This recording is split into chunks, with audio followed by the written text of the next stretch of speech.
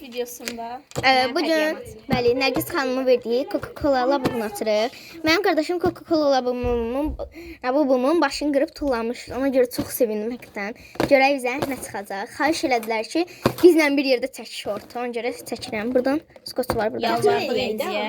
Hə, can təxmin eləyək. Sizcə hansı çıxacaq? Mən bunu çox istəyirəm. Məncə bu secret çıxma bu arada mən hiss edirəm şu an. Secret 72% bir istəyirəm. Hə, məncə bu çıxacaq. Mən istəyirəm ki, Məncə bu bu çıxacaq. çıxsın. Mən istəyirəm bu çıxsın. Mən istəyirəm bundan. Bu kanalımda var zaten videosu.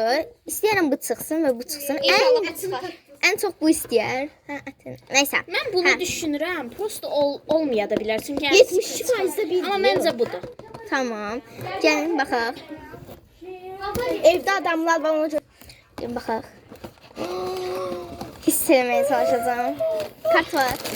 Yoxdur. İçində olar. Oh my Bir god. dəqiqə hiss eləyəcəm. Sizə nə çıxacaq dostlar? Şeydir budur. Kol. Üzürlü sayın. Kolasından bildim budur bu arada. Atıram. Mən istədiyimi deyəsən. At. Bismillah.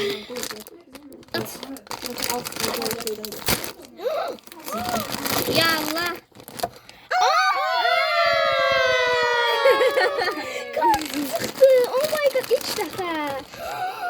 Nə gözəl. Bismillahirrahmanirrahim. Əşhələ ilahe illallah. Bunun şeyi də olmadı. Bu da Bu niyə üzü belədir? Bismillahirrahmanirrahim. Elə bilə bitməyə baxır. Gerçək Vallahi deyil mən bilmədən almışam. Ya bak.